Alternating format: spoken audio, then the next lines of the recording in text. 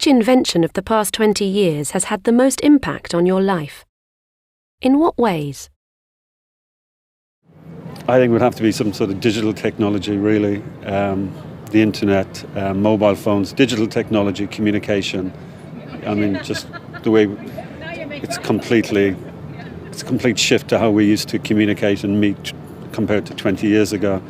Well, lots of things, but I do have an iPad, and that's had quite an impact in that I can look up things very easily. I don't have to go to the computer and switch on. I've got my iPad. Probably from my own point of view, travelling around London, the Oyster card, which is basically a smart card you tap into underground stations, go through the gates, it automatically opens, it charges you the right fee, and it just makes things a lot easier than buying a ticket.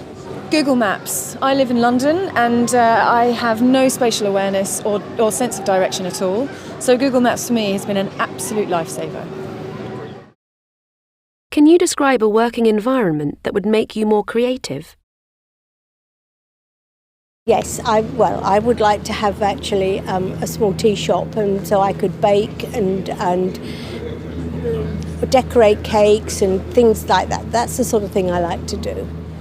I think, from my point of view, somewhere like Hawaii, where you're out in the open, you've got beautiful scenery and just generally a great place to be.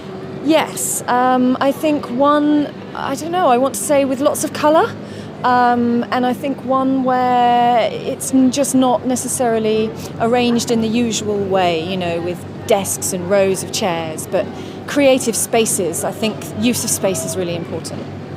I think I work in a very creative working environment because I work in an office, but we're on a 50-acre site in the middle of a forest, and you can go and take lunchtime walks and go and feed the horses and the sheep, and it's beautiful.